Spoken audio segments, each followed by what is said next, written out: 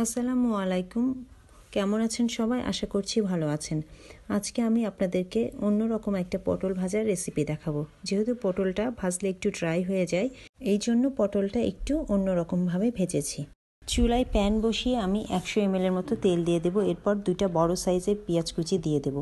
এর মধ্যে দিয়ে দেবো 4-5টা কাঁচামরিচ এবং হাফ চা চামচ পরিমাণ লবণ। সব কিছু খুব ভালোভাবে মিশিয়ে নেব। এখন এখানে দিয়ে দিব হাফ চা চামচ পরিমাণ হলুদের গুঁড়া, হাফ চা চামচ পরিমাণ মরিচের গুঁড়া, হাফ চা চামচ আদা বাটা, হাফ চা চামচ রসুন বাটা। সব কিছু খুব ভালোভাবে মিশিয়ে নেব।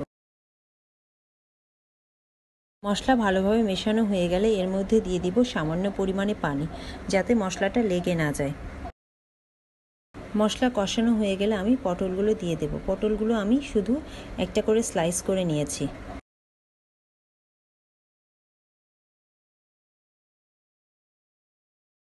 পটলগুলো দেওয়া হয়ে গেছে। এখন আমি এখানে হাফ চা চামচ লবণ দিয়ে ঢেকে দেব। 10 মিনিট পর দেখুন পটলের এক পাশটা হয়ে গেছে। এখন আমি পটলগুলোকে উল্টিয়ে দেব।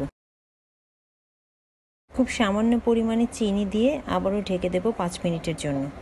5 মিনিট পর দেখুন পটলগুলো একদম হয়ে গেছে। এখন আমি চুলাটা অফ করে নামিয়ে নেব। এই রেসিপিটি যদি আপনাদের ভালো লেগে থাকে তাহলে এটা অবশ্যই আপনারা বাসায় ট্রাই করবেন এবং আমার চ্যানেলটি লাইক, শেয়ার এবং সাবস্ক্রাইব করবেন। অসংখ্য ধন্যবাদ সবাইকে। আল্লাহ হাফেজ।